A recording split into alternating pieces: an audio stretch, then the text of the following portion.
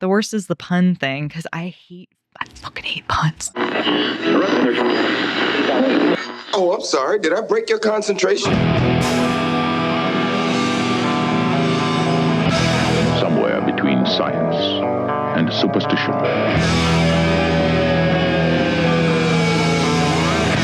We have such sights to show you.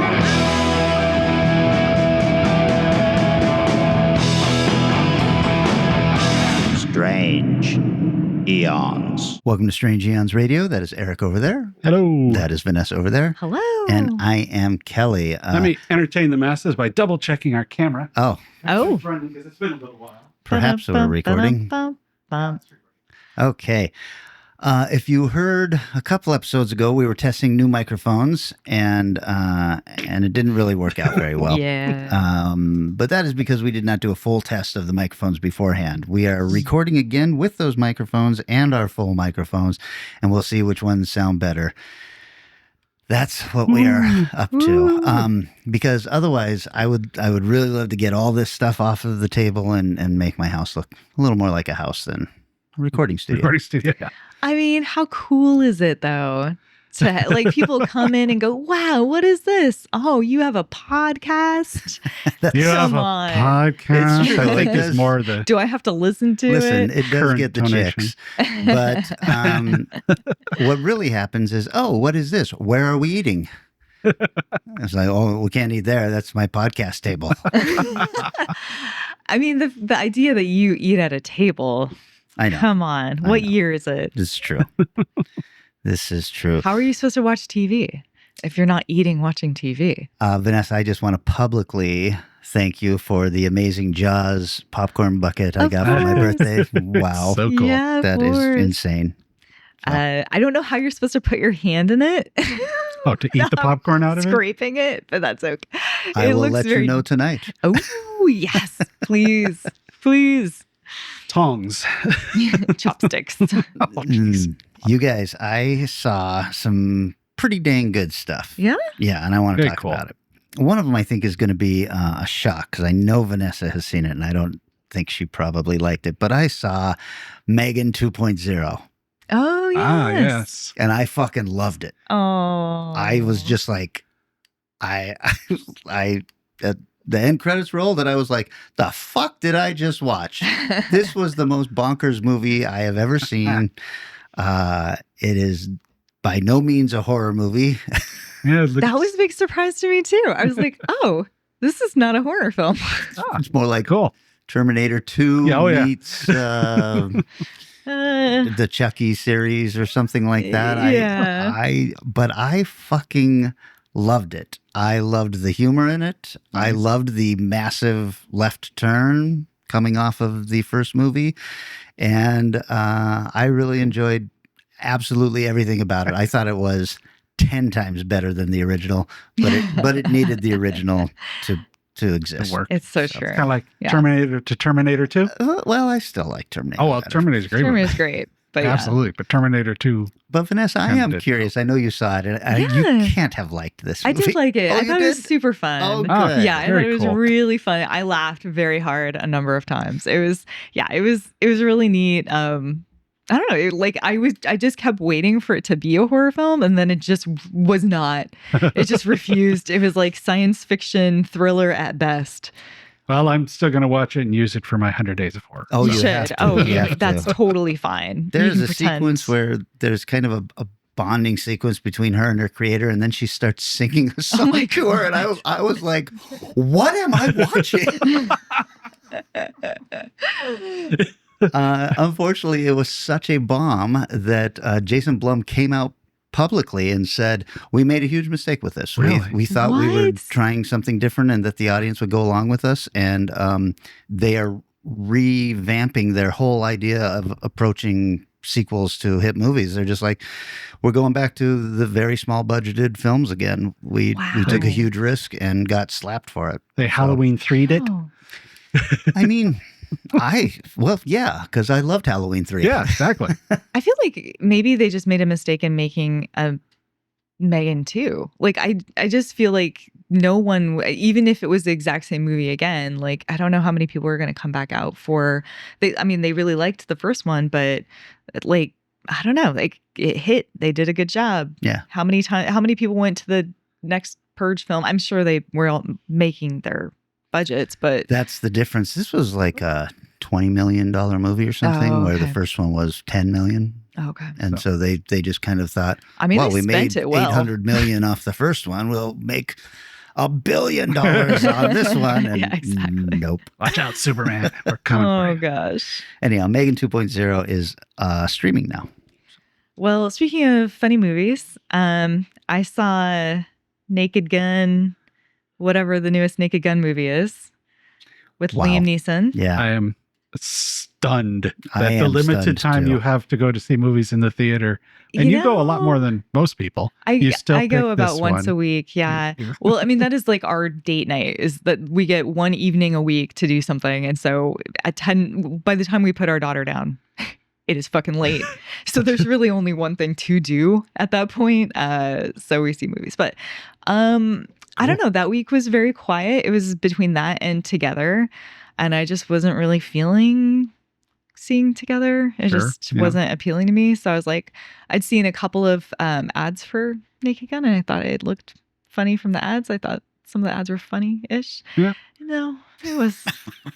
There was like a couple of gags in there that I thought were good, but for the most part, there was like a good 2/3 of the film where I was like, oh, okay.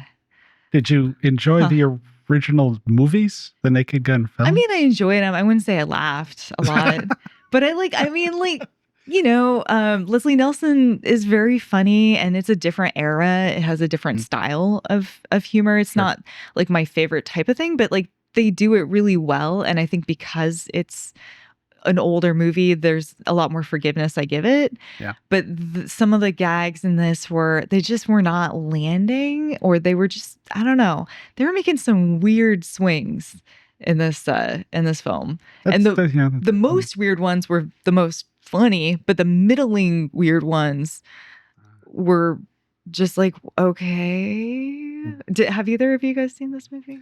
No, but I saw the trailer and I was like, if this is the high points of this film, it can't be any good. The scene where he says, take a chair, and she takes the chair, I was like, that joke is conservatively 90 years old. Yeah. Oh, yeah. Yeah, And there's a lot of that. I was like, is this what is passing as funny now? Also, that's not even the joke. Take a chair. Who says take a chair? You say take a seat. Yeah. Right. So I was like, none of this is feeling good to me. So I'm Yeah. very glad. It has a 89%. Yeah. People are loving Tomatoes. it. Yeah. I Was mean, it has a lot of positive reviews from different reviewers are just digging it. I know it's hit or miss how many people are in a theater, but did you have much of a crowd? No, it was Okay. pretty empty. So it's hard to say We what the were, audience we were reaction kind of was. hoping it would be a busier, but just couldn't make it work. But my husband loved it.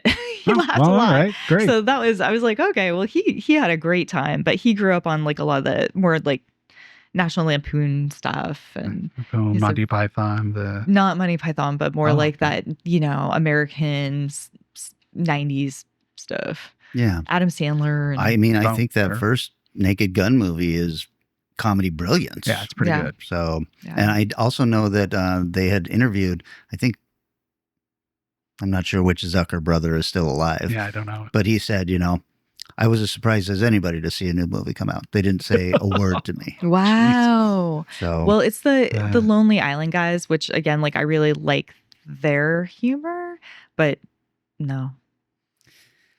The Naked Wow. Gun. That's Yeah. Still in That's a theaters, s- shockingly. I know. Yeah. Oh. probably not when you listen to this. Oh. It won't be that long, anyways. Speaking of Hmm.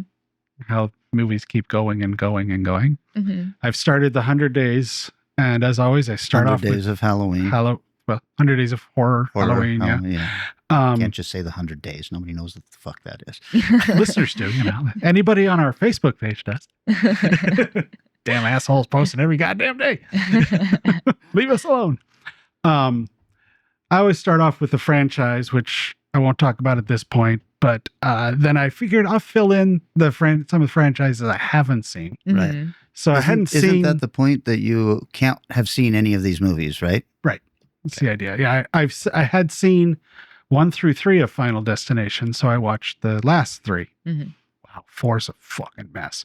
Oh no. 5 was fun. You know what? Bloodlines, it deserved the praise it got. Yeah. Best of the bunch, pretty much. It's really smart take on the idea of the follow-up of Death just being a dick Yeah. on a great level, with the wonderful emotional thing with Tony Todd Mhm. giving his speech. I thought it'd be a little more from what I heard, but it still was really good. And the execution was nice, because the one thing that gets really boring when you watch a few Final Destination movies in a row is, I think I know what's going on. This is what's happening. Here's how, maybe we should figure out how to get rid of it. Maybe we should fight it. And this one had that, but really fast. She went, talked to the person involved and all that stuff, and got the lowdown of everything that was going on, instead of it being like more than half the movie, which it is on just about every other Final Destination film. Yeah. And one of the annoying things of, I'm not the biggest hater of spoilers anymore. It used to really bug me, but not so much anymore, because that's just the world we live in.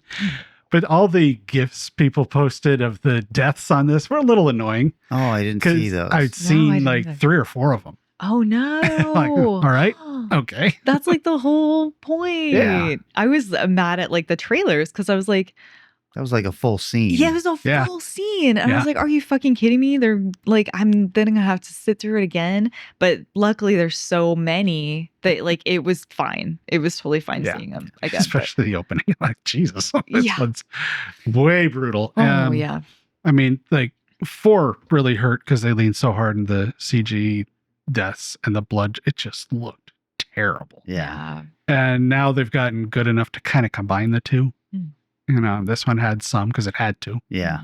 But overall, yeah, really fun. I liked it. And they're working on a new one already. Of course. I did see that 7 is in the works. Oh sure. It's like, I love, and it will continue, and it will never stop, because it hasn't stopped for decades of people going, why don't you just make real original movies?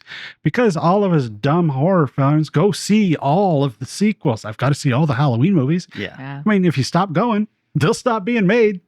And, you'll get Sinners and Weapons and stuff like that coming out that Yeah. is new and original. But hey, what you going to do? At least I still it's- love them. Yeah, just make sure you go to the other ones too.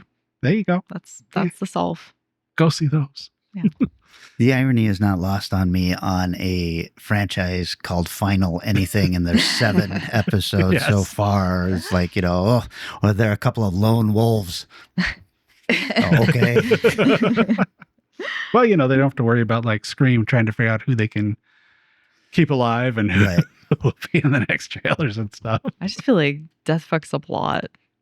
Death doesn't do a good job.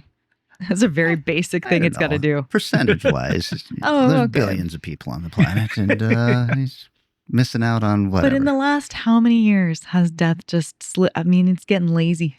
It's getting real lazy. These teenagers specifically.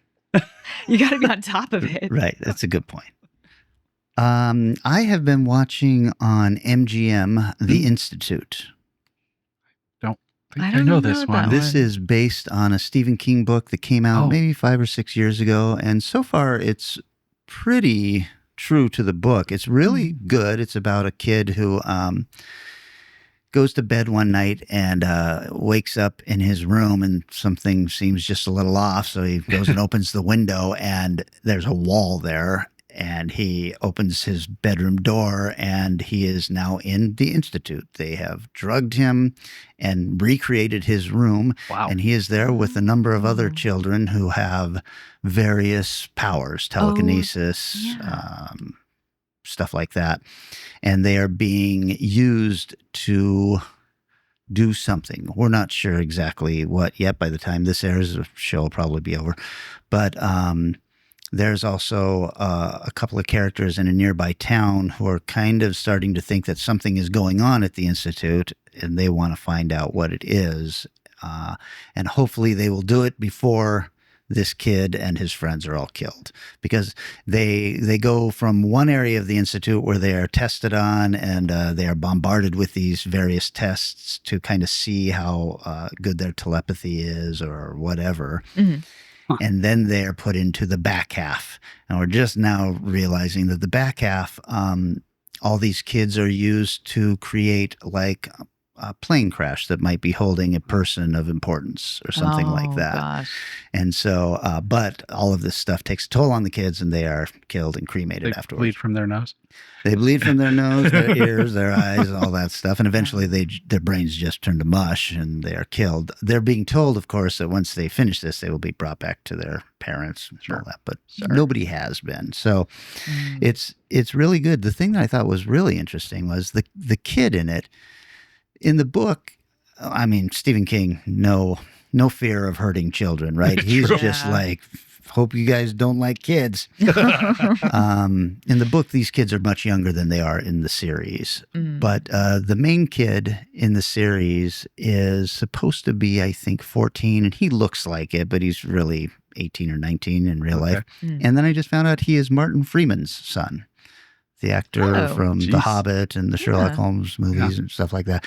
Wow. And I was like, wow, okay. And this kid is really, really good. So, wow, that's awesome. Is it, I mean, you know, in the modern world of watching films, does it fall into the Stranger Things stuff much? On the darker stuff that Stranger Things touches on, I feel like Stranger Things is really a nostalgia trip. Definitely. And that's what's most important to them. This is not that. This is children who are in a very severe situation. So it's called The Institute, and it is on MGM Plus. That's awesome. I do remember seeing a trailer for it and thinking that looked pretty cool. So I'm going to have to hunt that down. Oh, good. My MGM subscription will have a purpose again. Thanks, Kelly. Sure. So I went and saw something probably both of you've seen, which is Fantastic Four, First Steps. Fantastic Four. Well, I don't know if you remember the beginning. Happening? I have had no days to myself for about 3 or 4 weeks. So I've seen no films. I have seen nothing other than like the 100-day stuff that I've been setting aside. So we've had relatives in town one weekend, relatives in town then the next weekend. And oh, no. So, no, I have not seen it. Well, when you get a chance. Yeah, I will. I really liked it a lot. I think cool. it's one of the stronger Marvel movies because it is really committed to the world that it wants to be set in. And I think they do a good job of creating these characters that can be pretty tough. Like Sue Storm specifically can be really irritating or really blank. Yeah. And they made a very wise casting decision. Probably the least strong for me was Pedro. And shocking, but I agree. Yeah, Wow. I think it's a hard character because you need somebody who is lost in his own thoughts. But Pedro has such a soft, warm presence naturally that he's fighting against that the whole time to come across as cold. And so it makes it almost like neutral. Like it just sort of cancels out his warmness plus overly cold plus it just doesn't quite jive. I haven't seen it, and that's interesting to say because I thought my thinking watching the trailer was, oh, they're going to adjust Reed Richards a little bit to make him a softer family man by casting who they cast. Right. But sounds like that's not what they did. Yeah. I mean, I think they would have been smart to. Who is the guy who played him in Wanda? Like whatever the Doctor Strange, like Multiverse of Madness. They had temporarily cast like a different guy as him. As Reed Richards? Yeah. Oh, I don't remember. oh, was it John Krasinski? Yeah, John Krasinski. Oh, yeah. I think he even would have been a slightly stronger choice, but even, somebody like Benedict Cumberbatch or, something along the lines of somebody who just naturally looks like a nerdy scientist who has a colder presence who then would have to work towards being a little bit warmer would be better. But I think that Pedro was acting, and I think he did the best he could with it. I don't think it's his fault. I think it's just kind of weird casting. But on the other side, the guys they've cast for Johnny Storm, Sue Storm, and what's it, Ben are great. Like they are all, I mean, they are incredible. Especially I loved Johnny. Like I thought he was just super great, and he's from Stranger Things. Yeah. First of all, I was like, I get that Pedro has a mustache, but Reed does not have a mustache. Yeah. And when everybody else in the Marvel Universe has this look, you know, Iron Man, Stephen Strange, Doctor Strange, all these guys with these little thin mustaches, I'm like, well, Reed doesn't have a mustache. Pedro, shave your mustache off. Yeah, that would have been just fine. I thought it was fucking gorgeous. It is so beautiful. The retro futurism is so cool looking. And I loved the little nods that you see around the city, like a robot walking a dog and stuff like that, to realize, oh, because the Fantastic Four do all of these great things, the world has all these great things as well. So I liked that. And I thought Galactus was really cool. He was cool. Jennifer Garner looked awesome as a Silver Surfer, and actually showing her kind of surf was really cool looking. I still don't understand why the Silver Surfer we got a female Silver Surfer instead of, I feel like Marvel is kind of dialing in on, if we just kind of follow the comic books, everybody seems to be okay with it. So I don't know why they did that. I thought they recently had a female Silver Surfer in the comics. Yeah, but she's not the Silver she's not Surfer. the Herald. I mean, you know, she's, for whatever reason they went with this. Also, Jennifer Garner's got one of the most expressive faces in the world. And so throwing a CGI silver thing over her face and making her kind of a blank person, I was like, even if we were going to do a woman, why would we do it to this woman whose big deal is that she looks great when she's angry and when she's scared, all this stuff. This bizarre plot to teleport the Earth. I had just read a comic that had 4 seconds. Yeah, I had just read a comic that had a similar setup in it for Fantastic Four. So I was like, I'm sure that's what they do all the time. It's just what they do. It's just what they do. It's fine. I mean, it's kind of similar to what I just read, so I just forgave it instantly. But yeah, well, I thought it was head and shoulders over every Marvel movie except maybe Deadpool, Wolverine lately. But I was shocked to realize that I liked Superman better than Fantastic Four. Same. Seems to be the way it's going. Yeah, all over. Yeah. My main thing because when I was a kid, one of my first comic books was Fantastic Four, was one I really liked, and so I grew out. You know, Chris Claremont came around and said, "Well, this is what everybody's reading now," but it felt kind of more childish, fun-ish in a good way to me. And I think this captured, at least in the trailer, captured finally what Fantastic Four was kind of supposed to be, as just kind of along the lines with the Superman. These are not the dark, brooding characters of Marvel. Thank God. You've got plenty of them. The Fantastic Four is not that.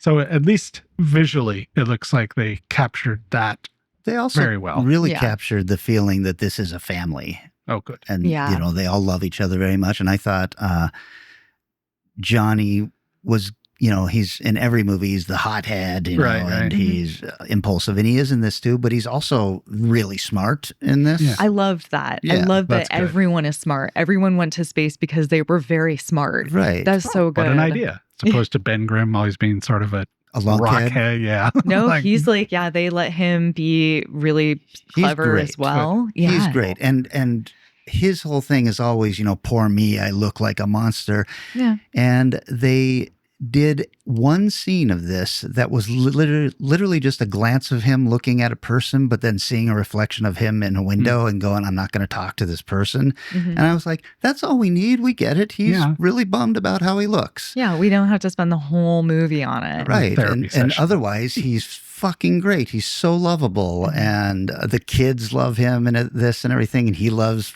the kids, Perfect. and there's all sorts of really good stuff. And Vanessa Kirby, who I do not like, hated her in everything I've seen her in, was fantastic in this. Oh my God. She was so good, and they gave her so much to do. Yes, I mean, she's arguably the star of the film. I would say so too. Yeah. She's got the biggest decisions to make, and then she fucking shows off some power that you're like, okay, good. We're finally realizing that she's powered up like the Phoenix almost. You know, Yeah. she's so powerful. So that was cool to see. Yeah.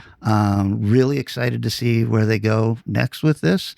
Don't quite get now the ending of Thunderbolts where we see their spaceship coming into the different Earth. They must jump Like- into the multiverse somehow. Yeah, I thought we were at some going to point. see that at the end of this. I They think- suddenly got sucked in or something. It's got to be like the Doom thread related. Like it's got to be somehow related to, is it Doctor Doom? Yeah. Yeah, it's got to be part of that, I'm guessing. He's got to But come in. he's got to come in and be like, all right, we got to do this, or I have information, or I'm going to chase you, or I don't know. But I think he's going to be the instigator. But no, I agree. And I will say, I mean, it's not really a spoiler.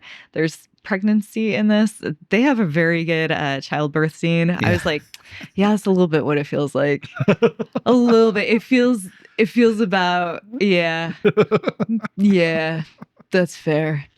So, and she also, at one point, I was like, how is she going to give birth? She's wearing pants. And then, like, you see the pants, like, kicked off. And you're like, oh, cool. Okay. Excellent. Very excellent. Thank you. Unstable molecules. Yeah, that's right. You can give birth in unstable molecule pants, I'm Uh-huh. sure. Yes. I'm sure she'll just see through it. That's why he doesn't in stretch out of his clothes. Incredible. All right. So continuing on my filling in stuff I haven't seen, the Warren series of films. I have not seen very many past the main ones. So I was like, well, I'm gonna watch The Nun. I'm gonna watch Annabelle. Oy. Oh, really? The Annabelle series has the first one is fine. Uh-huh. The second one, I think, is a much better one where the Warrens get the doll and they start it's dealing with it. Still But it's just still kind of fine. yeah, it's fine. None of the Annabelle movies are very strong at all. Mhm. I'm curious what the next Conjuring film is, because the last one, The Devil Made Me Do It, Mhm. was not really like No. the other Conjuring films. It was Yeah. very strange. I think part of what helped me a little bit with the Annabelle films is they are less, here's haunt, haunt, haunt. Now we're a giant horror action movie, Mhm. which is how so many of these films end. Yeah. Yeah. Which, like watching The Nun, I knew it was coming. So, okay, I'm all right with this one. I'd already seen The Nun 2, which I'd forgotten. Mhm. So I didn't rewatch that. So I just say overall, the Conjuring films are fine. It's really frustrating to watch the Warrens be good-looking, charismatic, fun people who really give a shit about other people. Oh, that is really hard. And every time they're like based on true True accounts story. or like they really heroize. They really build up the Warrens They in a way lionize that's them like so they're- unjustified. It's frustrating. Yeah, I do love the idea that this is based on a true story. The Devil Made Me Do It one where we go to this underground lair where this witch has created this table that cannot be turned over and has all these things, and she's influenced. It's like, okay. All right, guys. Maybe the first scene was based on We a don't real need story. to put that stupid text on anymore. It's not been helpful since probably the late 90s. We can I leave can it. hear all the people out there that love this stuff yelling, going, but that one guy that was taking the doll around on tour died mysteriously. Yeah, so did a lot of other people that weren't doing anything. It's like Yeah. a lot of people die mysteriously in this world. Yeah. But I feel like if you're gonna believe weird stuff, probably The Omen behind the scenes is the most upsetting to me there's out some of creepy everything. shit there. There's some creepy the shit there. Poltergeist has some weird shit. Yeah, there's definitely things out there, but like Jesus Christ.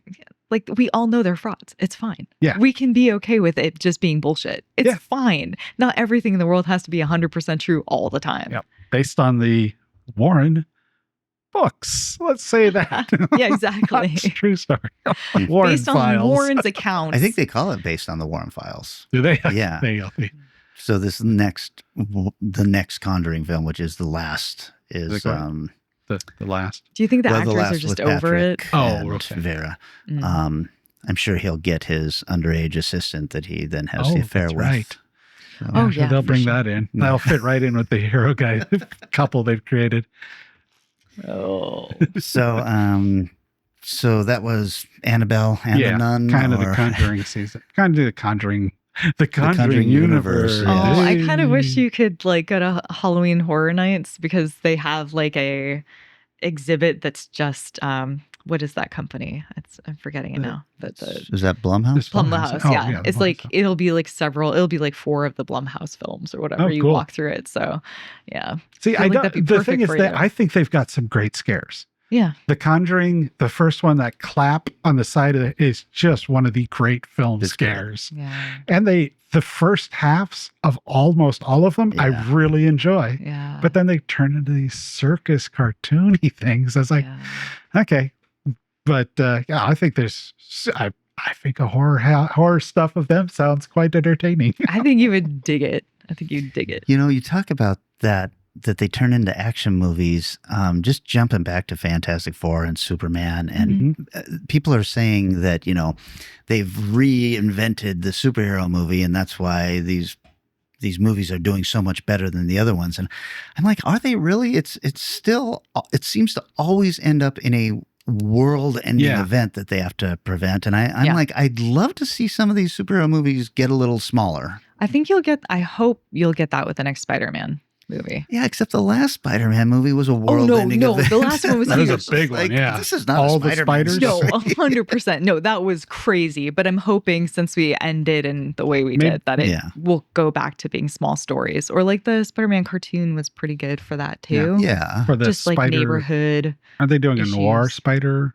Oh, with movie? Nick Cage. Yeah. Yeah, they That are. might- Man, I forgot about They that. didn't do Hurry that. up and Yeah. get that out. But I mean, if nothing else, at least I agree with you. I don't think it's quite like as big of a shift as people are letting on. But I do think they're actually paying attention to the original source material and the comics and going, oh, hey, these are good.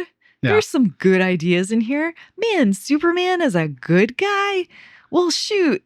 Let's just try something crazy and see if people are into that. Yeah. What if he just cares about people and does good things? Oh, shit. It's definitely a throwback to the Christopher Reeve Superman, oh, yeah, as opposed for to sure. For the sure. Snyder verse dildos that are losing their shit over Yeah. people liking this movie. I know. You know, but They this always one do. did so much more money. I don't give a shit how much more money one of them might have made. Yeah. I like whether it's a good movie or not. Yeah. It's Like, just a good movie. Megan 2.0 didn't make a lot of money, but fuck it, it's a good movie. Sounds like. Well, I It's think I fun. bumped up against a lot of people who were telling me how Probably. horrible it was. Oh, And I was really? Like, oh, really? I guess I just like weird shit. Sometimes it's just nice to have a good time. Yeah. Yeah, It's yeah. okay if it's not the exact same thing as the one before. Yeah, Yeah. exactly. Okay, why don't we take a little break? I'm going to try and adjust my other mic again, and we will be back, and we're talking about Asylum Films, right? Yeah. Okay.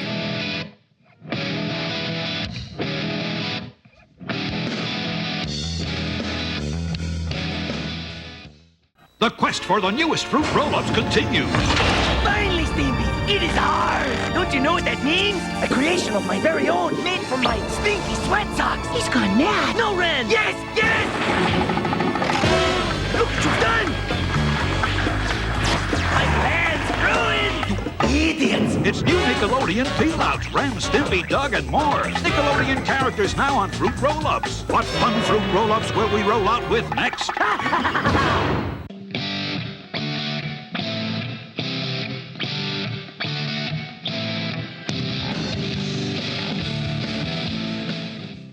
And we are back. Let's see if this microphone sounds any different. That's right. With your new shirt. All right. I told Vanessa, I wonder if anybody will notice. I'm going to hand out a prize if somebody notices. We should have led with that. Vanessa, this was your pick. You want to talk a little bit about this? Yeah. So I would love to chat Asylum movies. This is something that I've had like a weird fascination with for a long time. And because we've hit on some of these other great things like, I don't know, Full Moon and what was the one we just did not too long ago? But yeah, it was just like sci-fi movies. is a good excuse to check out some Asylum picks. I did a little research on Asylum. So this was founded by David Latt, David Rimawai, and Sherry Stain. Rimawai and Stain had been fired from Village Roadshow Pictures, and Latt was working for an education software company.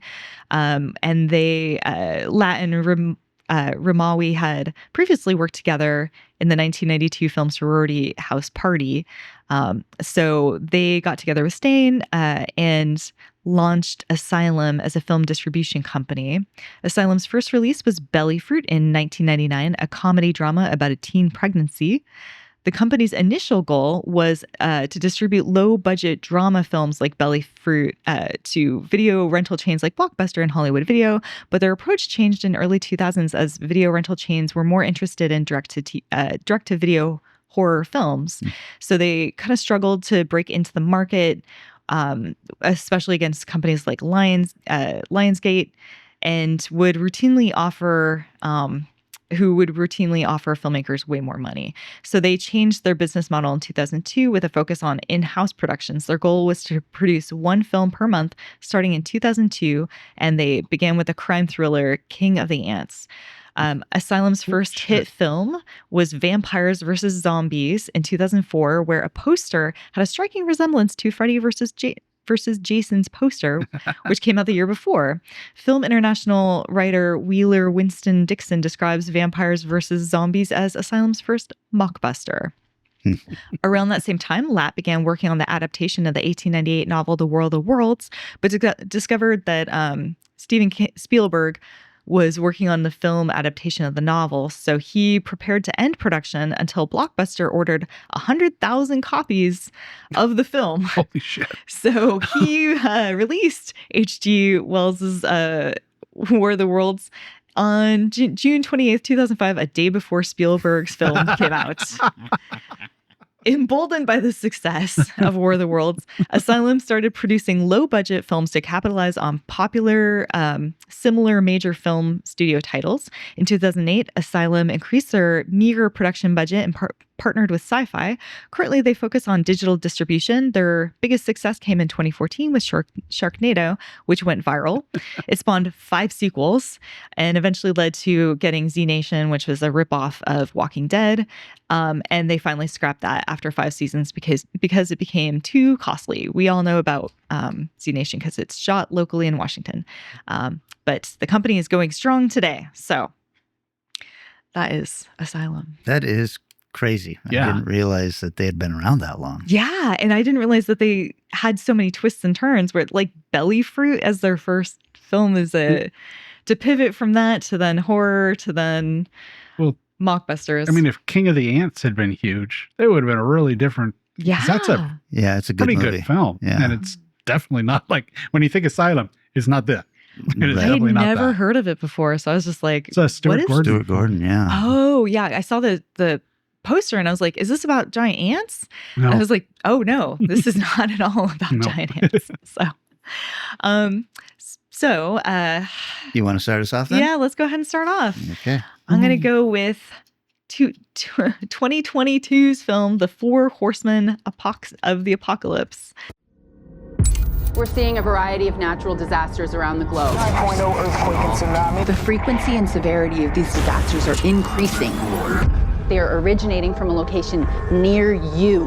What does this look like to you? Sounds like something out of the Book of Revelations, the end of the world, man. I'm assembling a team of scientists, and they will do everything that they can to stop this thing. Molten fire will rain down on every continent. So what's the plan? I need to know the exact epicenter of the volcano so I know how much ordnance that we need. We have less than 12 hours before the eruption.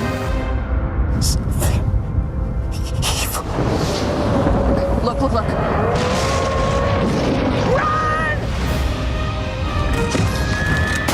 Come on. We're gonna go down if you don't do something about these bugs!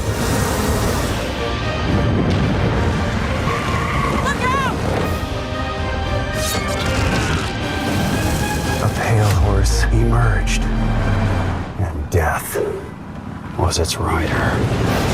We lost the connection.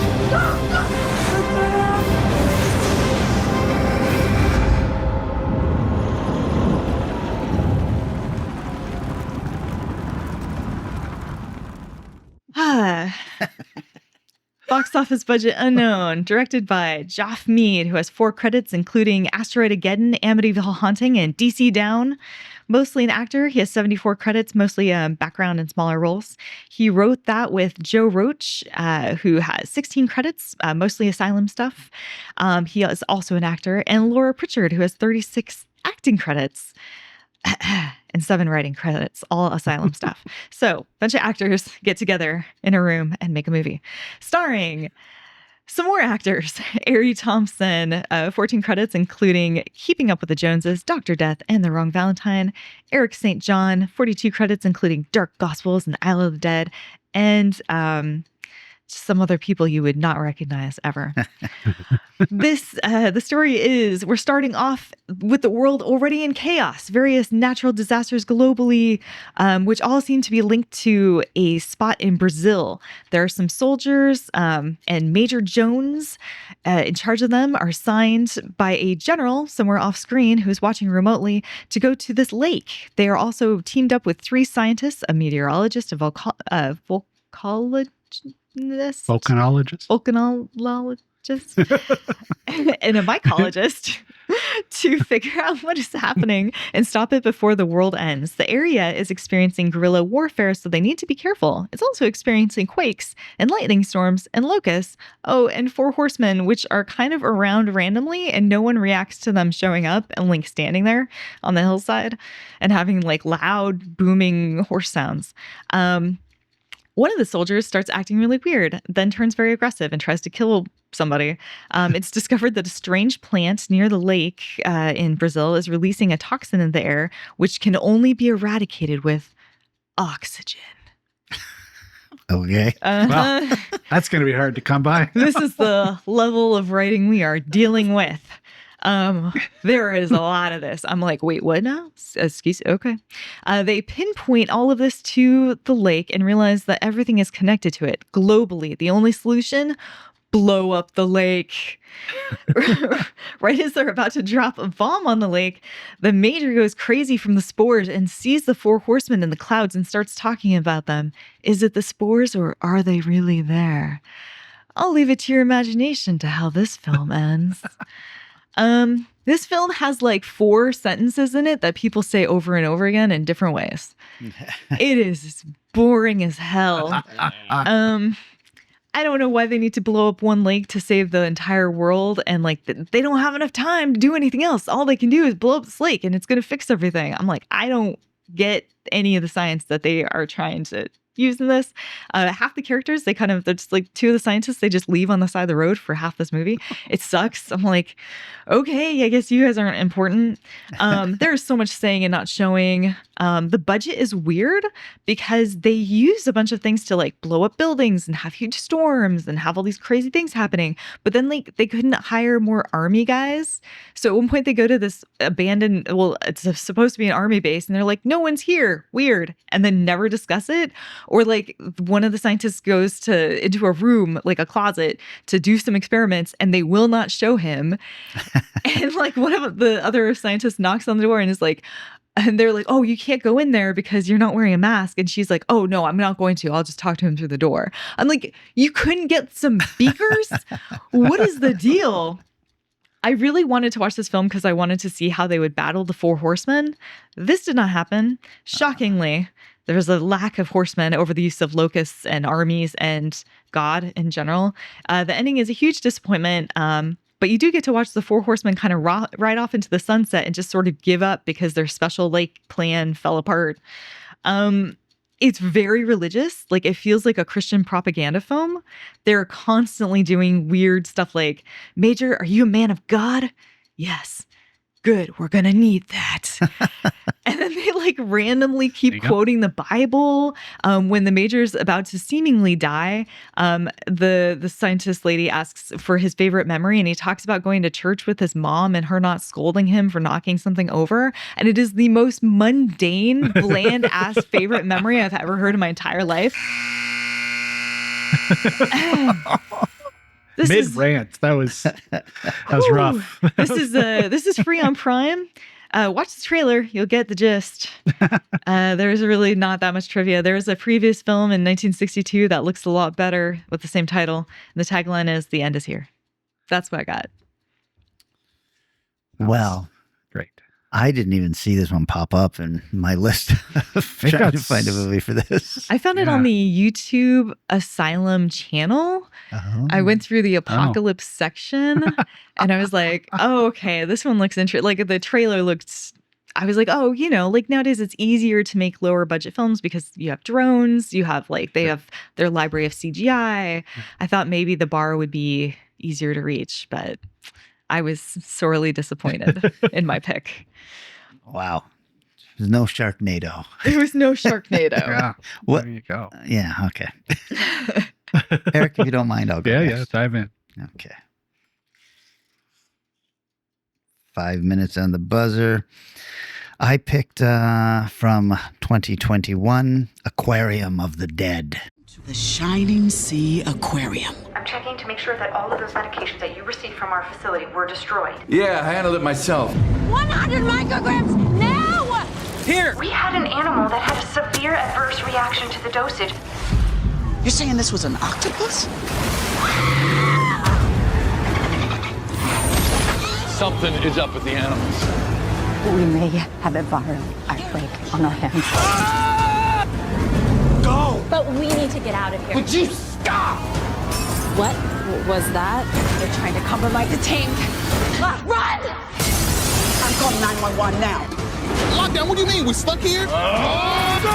They're dead, but not dead.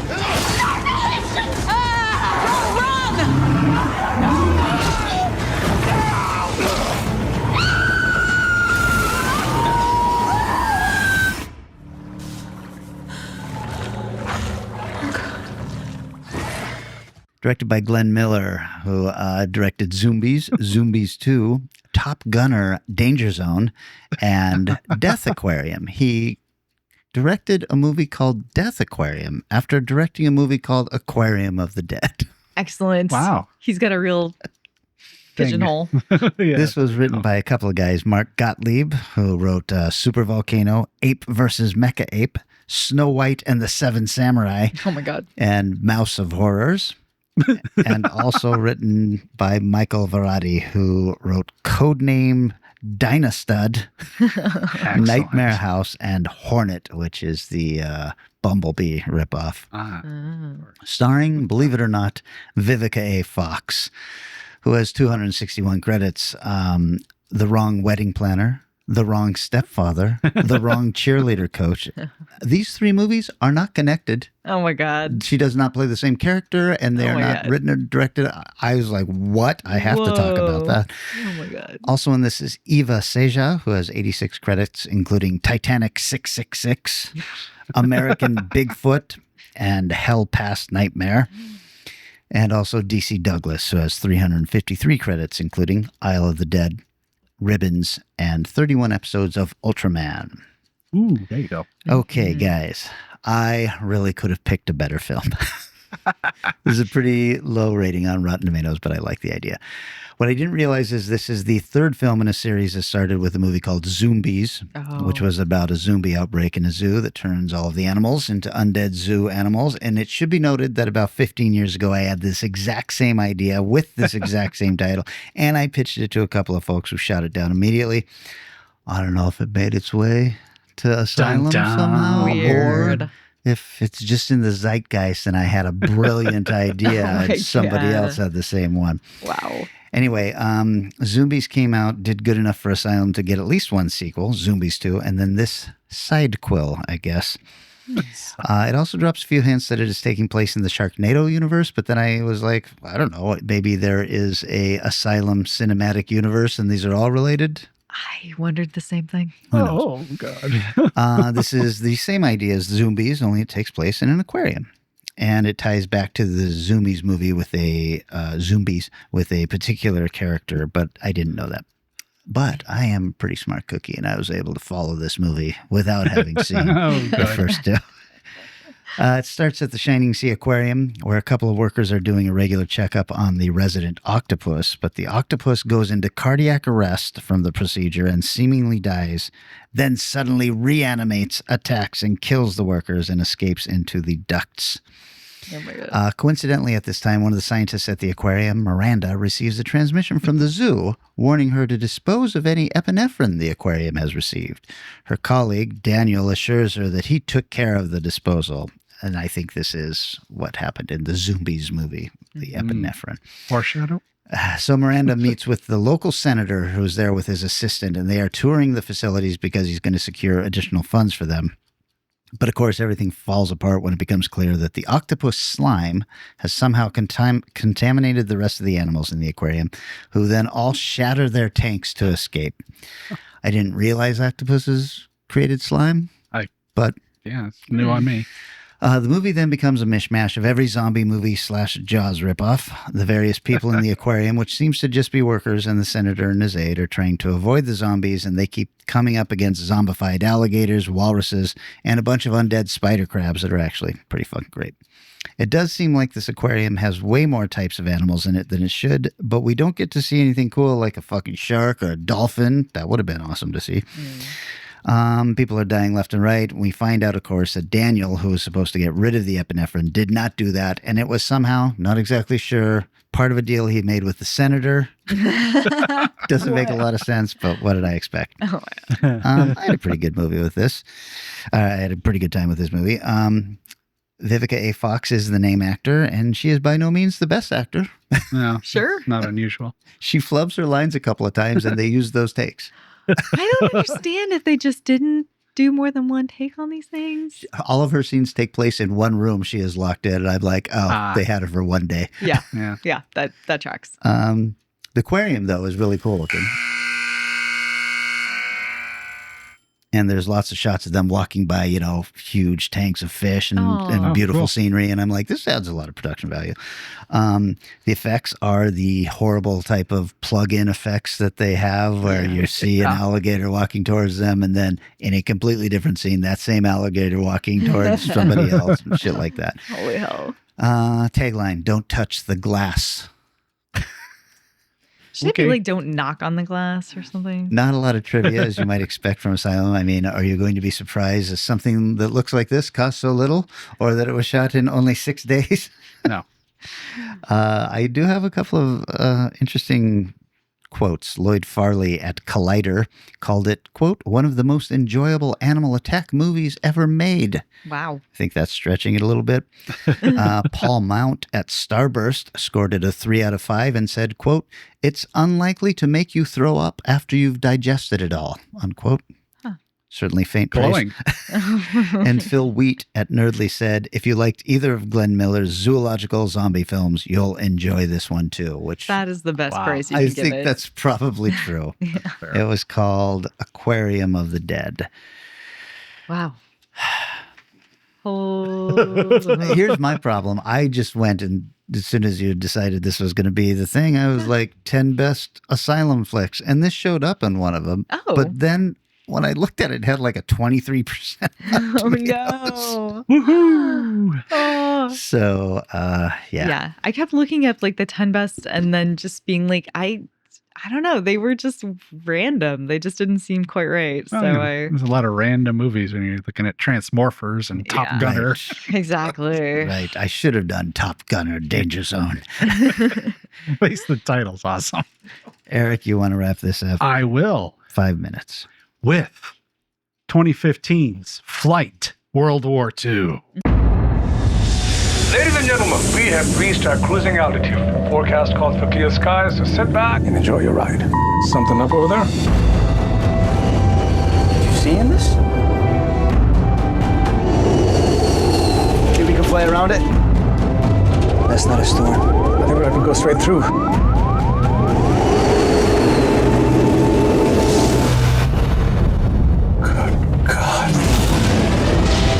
None of this makes any sense. I can help you figure out where we are. You've flown through a German bombing run. 17th of June, 1940. We have traveled through time to change human history. We're up here all alone, and we're in a war zone. Because Something close, coming in hot on 9. You're trying to hijack this plane. Everyone okay back there? Nothing we couldn't handle. We have no choice but to blow the damn thing out of the sky ourselves.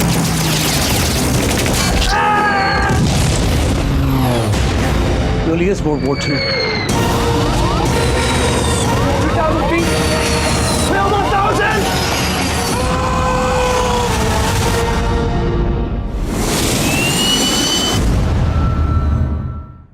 This one, compared to yours, is a blockbuster at 28%. Whoa. Luckily and happily, this is available on Hoopla for, no charge, where every place else is rental. Directed by Emil Edwin Smith of Mega Shark versus Mecha Shark, Ice Sharks, and Age of Ice. He's actually best known for his visual effects, where he was one of the key guys on Sharknado, but also Serenity, the Firefly film. Wow. He has actually a shitload of effects credits. Oh, damn. The writer was Jacob Cooney of Flight 666 and Titanic 666. Excellent. And Three-Headed Shark Attack and Five-Headed Shark Attack and The Fast and the Fierce. What? He skipped Four-Headed Shark Attack? Yeah, I don't know, man. It just they wanted odd numbers. Yeah, they can't have two. Also, Bill Hanstock, who also wrote a lot of silent films, included Three-Headed Shark Attack and Five-Headed Shark Attack, The Fast and the Fierce, and Apocalypse Pompeii, which is not a period piece. Starring Farhan Tahir, who you probably have seen because he's in Iron Man, Star Trek, tons and tons of television. Robbie Kay, who also has lots of TV, Heroes, Once Upon a Time, Bloodfest, and Aqualee Zol, Dances with Werewolves, Coherence, and Wrong Turn 6. I wish I had come up with that title. Dances with Werewolves. That's a That is very good. I didn't know there were 6 of them. I thought Wrong Turn had ended at 5. Wrong Turn 6 was written by our buddy, whose name I can't remember right off the bat. I'll have to look it up. Yeah. So, right off the bat, you go, yep, this is an Asylum film because it takes place in a plane that is obviously not a plane, not that you ever use a real plane in a movie, but this is, wow, rough. It's a giant 747 and you see like slightly larger than the first class area through the entire movie. And that's all the interactions. There's nobody else on this plane. It's very, very empty flight. Plane is hit by a crazy storm and seems to pass through some weird blue haze. And when it comes clear, it's night. Oh. Nobody knows what happens. Why is it night? The pilot says it's because they passed through the corner of the Bermuda Triangle. And I don't know if he was joking. Okay. But the plane, of course, is lucky enough to have all the experts you need in a situation like this, as you learn while the flight attendants are handing out the water. Hi, we're here because we studied World War II. Look, we're working on this book. Oh my gosh. But they take the plane down just to kind of see where they are, and it's a World War II sea battle.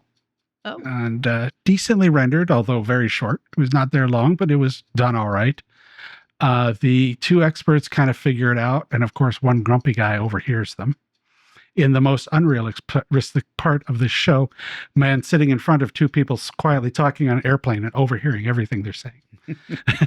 No, but definitely not Final Countdown level stuff, because obviously it's a commercial airline and they're not loaded with guns. Although, being that, the guy who overheard everything thinks they should go down and kill Hitler. Like, UK, you gotta fly from, they figure they're in central France to Germany, land an unarmed plane and go. Anyways, luckily that was nixed like immediately. Almost as soon as the guy said it, there's 2 military guys stand up and go, that's stupid. We'll all die. So, that was nice. Let's see what else.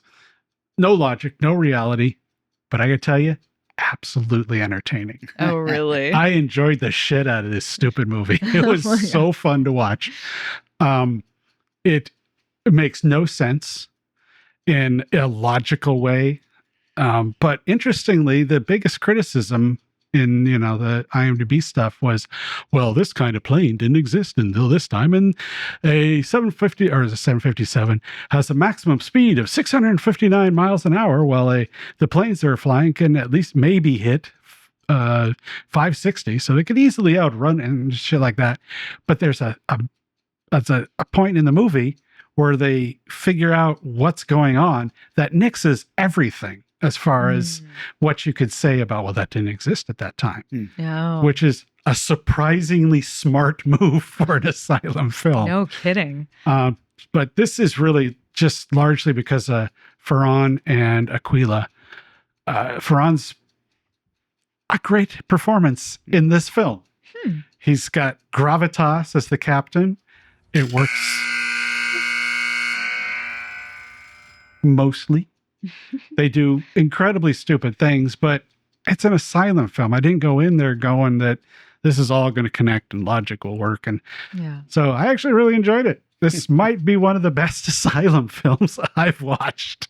That sounds like it. I kind of felt bad making us do this because I was like, these are all real stinkers. I had a good time with it. Eric, do they land the plane? No. They don't actually land the plane. So the whole thing, they're up in the air.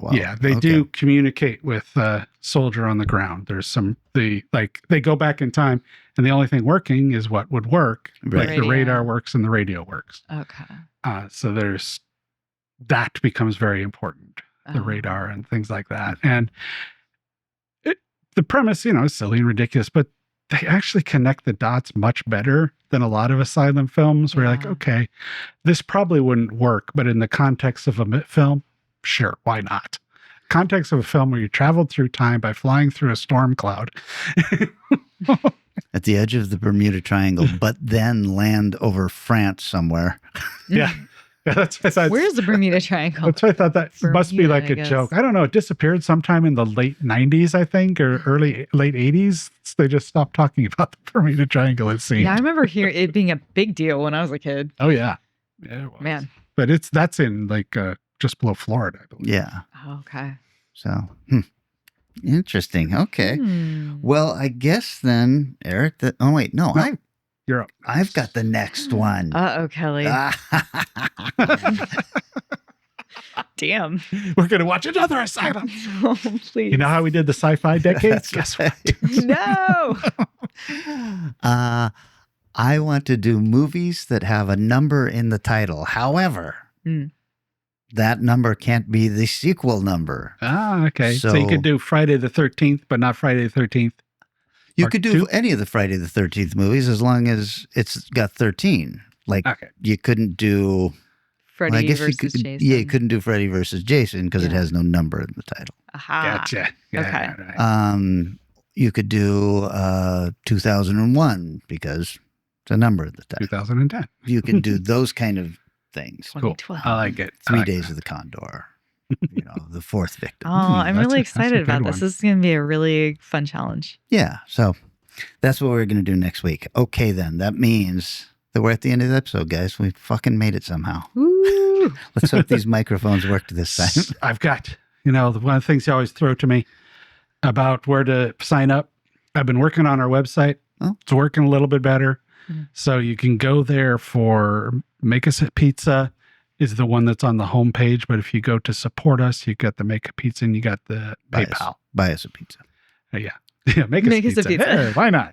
You want it? Oh, man, cookies. Speaking of making us a pizza, where's the fucking cookies I at? forgot about the cookies. We get to the Make a Pizza. You Just guys ding. need to remind me like the week of the thing, and then I'll do it. Listen, Jeez Louise. Not like I need any more cookies. Yeah, I'm not going to fight you too much. Now I want cookies. Jeez.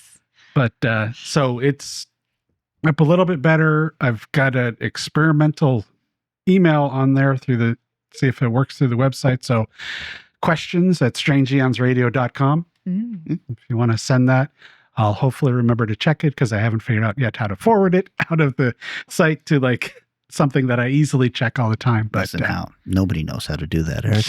It is one of life's great mysteries. So if you want to send an email now, strangers@strangeeonsradio.com. I love it. Okay. Well, that part is called value for value if you decide you want to donate anything to us. And we can't tell you how much to donate. You decide. Yeah. Then that also counts for liking, sharing posts, reaching out on the YouTube channel, or Vanessa. You can also reach our Strange Eons Radio hotline and leave us a message. That number is 253-237-4266. You can also text it. Yay. That's right. Yeah. We haven't had a text in a while, have we? Yeah, it's been a hot minute. Yeah. Right now I'm doing the annual 100 Days to Halloween, 100 Days to Horror thing, which means I'm posting daily. So get on there, let me know if you think I'm a moron for liking this movie or, yeah, this is actually really good. I just finished my series of franchise watching, so now I'll start watching just some random ones. So you were watching Underworld as well, is that right? I'll be talking about that soon. I really enjoy seeing what the hell you've been wasting your time on. I'm like, what did Eric watch today? Okay, cool. That's right. All in the service to you fine people out there. All right, gang, how about we come back in 7 short days and we are going to be talking about movies with numbers in the title. Sounds good. See you next time. See you next what? Transportation and other considerations for Strange Eons Radio produced by Pan Am Airlines. When you think of traveling, think of Pan Am. You can't beat the experience. Guests of Strange Eons Radio stay at Econo Lodge Everett. It's an easy stop on the road, if you know what we mean. Strange Eons Radio is recorded live in front of a studio audience. If you enjoyed this episode, please consider leaving us a positive review on your favorite podcast app. Sit, Ubu, sit. So there's really only one thing to do at that point.